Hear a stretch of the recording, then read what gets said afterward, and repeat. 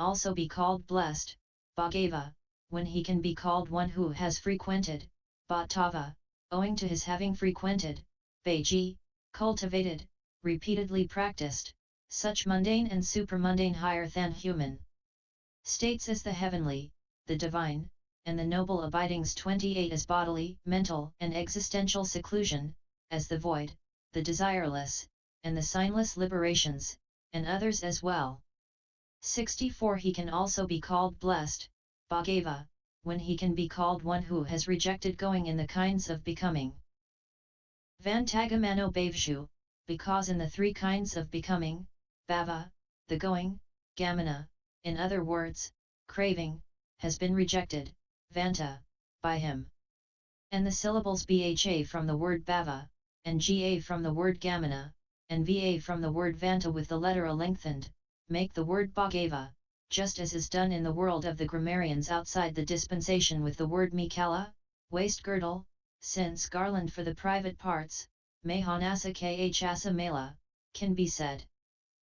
65 As long as the meditator recollects the special qualities of the Buddha in this way, for this and this reason the Blessed One is accomplished, for this and this reason he is blessed, then, on that occasion his mind is not obsessed by greed, or obsessed by hate, or obsessed by delusion, his mind has rectitude on that occasion, being inspired by the Perfect One, A3 285.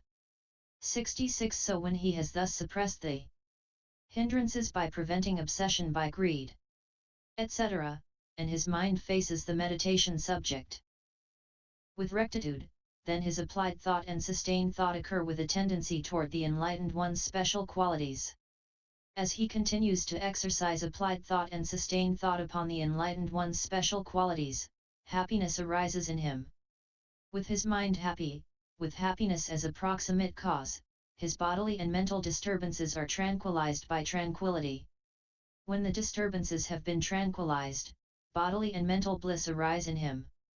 When he is blissful, his mind, with the enlightened one's special qualities for its object, becomes concentrated, and so the jhana factors eventually arise in a single moment.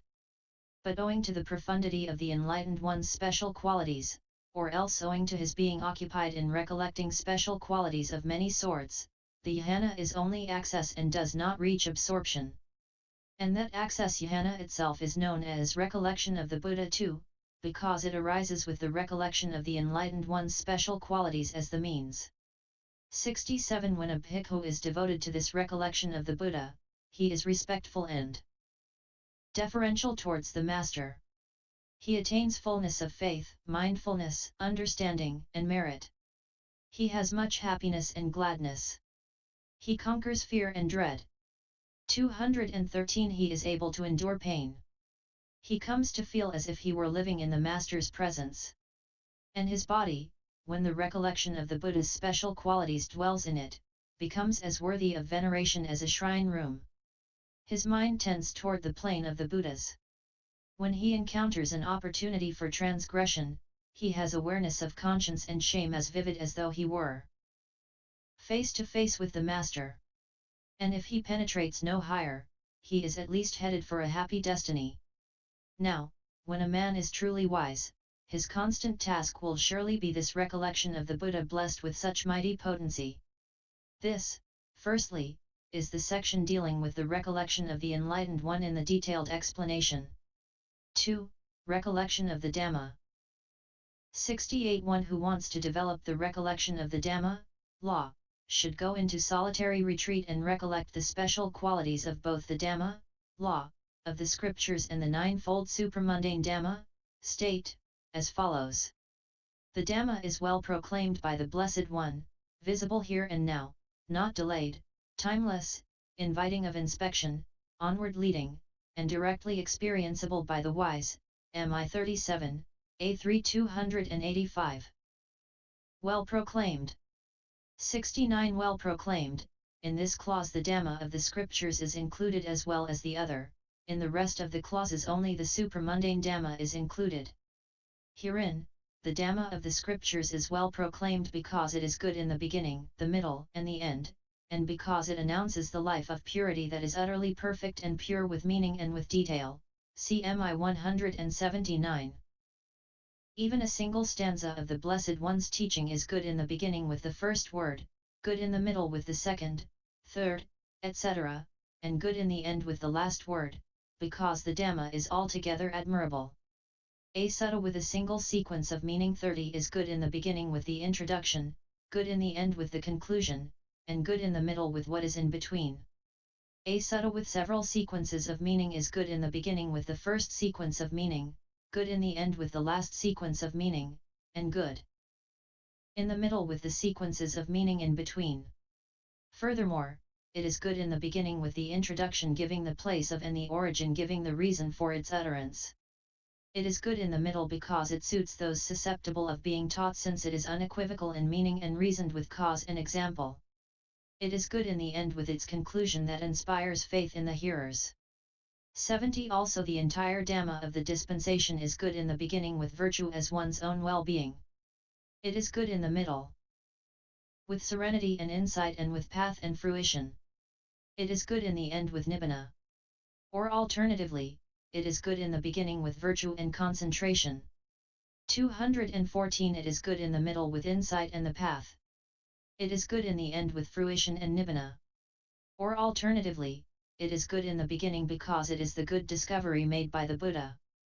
It is good in the middle because it is the well-regulatedness of the Dhamma. It is good in the end because it is the good way entered upon by the Sangha. Or alternatively, it is good in the beginning as the discovery of what can be attained by one who enters upon the way of practice in conformity after hearing about it. It is good in the middle as the unproclaimed enlightenment of Paksha Buddhas. It is good in the end as the enlightenment of disciples. 71. And when listened to, it does good through hearing it because it suppresses the hindrances, thus it is good in the beginning. And when made the way of practice it does good through the way being entered upon because it brings the bliss of serenity and insight, thus it is good in the middle. And when it has thus been made the way of practice and the fruit of the way is ready, it does good through the fruit of the way because it brings unshakable equipoise, thus it is good in the end. So it is well proclaimed because of being good in the beginning, the middle, and the end. 72. Now, the life of purity, that is to say, the life of purity of the dispensation and the life of purity of the path, which the Blessed One announces, which he shows in various ways when he teaches the Dhamma, is with meaning because of perfection of meaning, and it is with detail because of perfection of detail, as it is proper that it should be. It is with meaning because it conforms to the words declaring its meaning by pronouncing, clarifying, revealing, expounding, and explaining it. It is with detail because it has perfection of syllables, words, details, style, language, and descriptions. It is with meaning owing to profundity of meaning and profundity of penetration. It is with detail owing to profundity of law and profundity of teaching. It is with meaning because it is the province of the discriminations of meaning and of perspicuity. It is with detail because it is the province of the discriminations of law and of language, see 14.21. It is with meaning since it inspires confidence in persons of discretion, being experienceable by the wise. It is with detail since it inspires confidence in worldly persons, being a fit object of faith. It is with meaning because its intention is profound. It is with detail because its words are clear. It is utterly perfect with the complete perfection due to absence of anything that can be added. It is pure with the immaculateness due to absence of anything to be subtracted. 73. Furthermore, it is with meaning because it provides the particular distinction 31 of achievement through practice of the way, and it is with detail because it provides the particular distinction of learning through mastery of scripture. It is utterly perfect because it is connected with the five aggregates of Dhamma beginning with virtue. 32. It is pure because it has no imperfection, because it exists for the purpose of crossing over the round of rebirth's flood, CMI 134, and because it is not concerned with worldly things. So it is well proclaimed because it announces the life of purity that is utterly perfect and pure with meaning and with detail. Or alternatively, it is well proclaimed since it has been properly proclaimed with no perversion of meaning. For the meaning of other sectarians, law suffers perversion since there is actually no obstruction in the 215 things described there as obstructive and actually no outlet in the things described there as outlets, which is why their law is ill-proclaimed, but not so the Blessed One's law, whose meaning suffers no perversion since the things described there as obstructions and the things described there as outlets are so in actual fact. So, in the first place, the Dhamma of the scriptures is well proclaimed.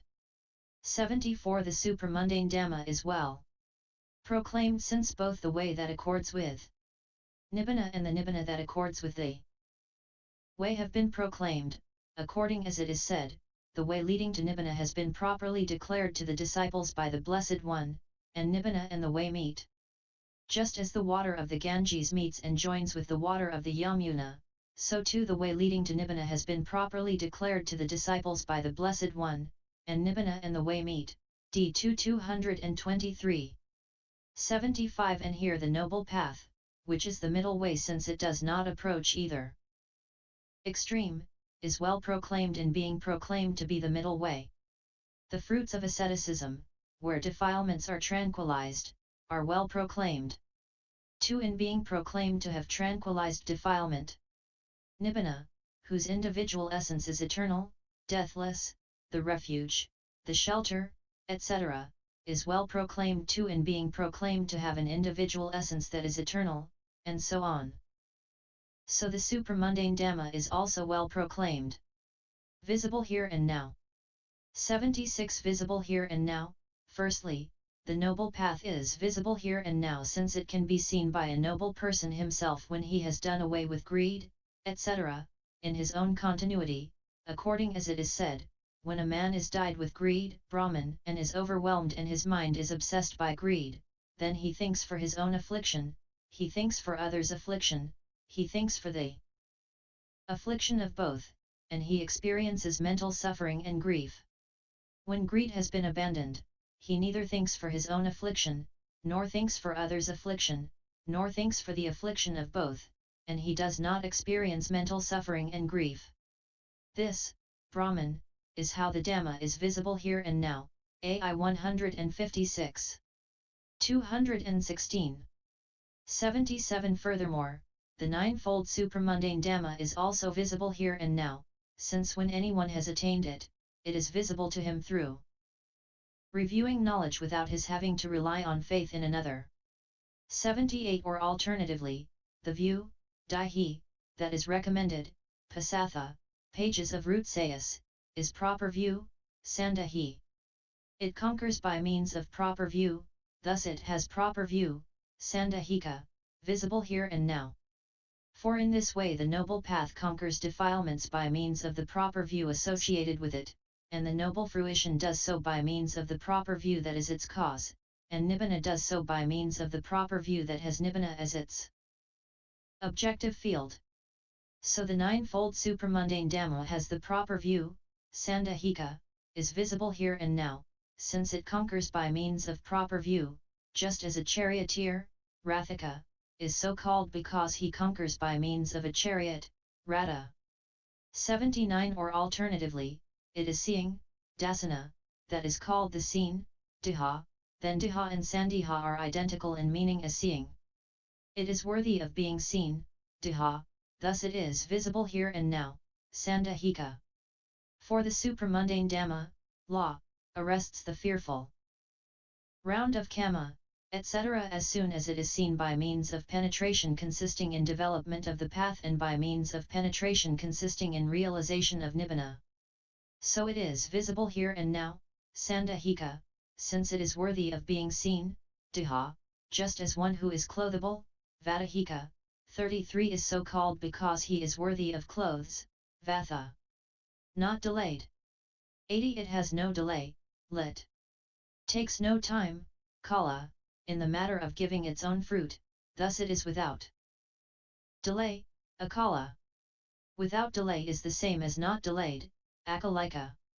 What is meant is that instead of giving its fruit after creating a delay, using up time, say, 5 days, 7 days, it gives its fruit immediately next to its own occurrence, CSN 226. 81 Or alternatively, what is delayed, kalika, lit. What takes time, is what needs some distant 34 time to be reached before it can give its fruit. What is that? It is the mundane law of profitable karma. This, however, is undelayed, na kalika. Because its fruit comes immediately next to it, so it is not delayed, akalika. This is said with reference to the path. Inviting of inspection. 82 It is worthy of an invitation to inspect, ihipasaviti, given thus, come and see this Dhamma, I passa ime dhammai, thus it is inviting of inspection, ihipasika. But why is it worthy of this invitation? Because it is found and because of its purity. For if a man has said that there is money or gold in an empty fist, he cannot say, come and see it. Why not?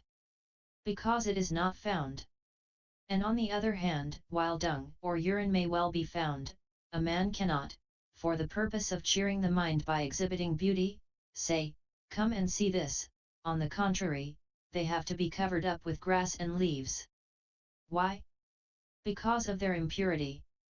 But this ninefold supramundane Dhamma is actually found as such in its individual essence, and it is as pure as the full moon's disk in a cloudless sky, as a gem of pure water on bleached cloth.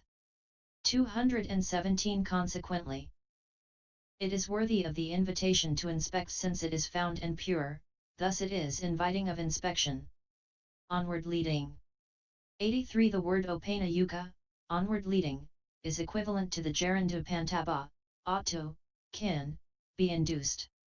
Here is an exposition. An inducing, dupanayana, is an inducement, dupanaya. As the four paths and four fruitions this Dhamma is worth inducing, dupanayana or ahati, that is, arousing in one's own mind subjectively by means of development, without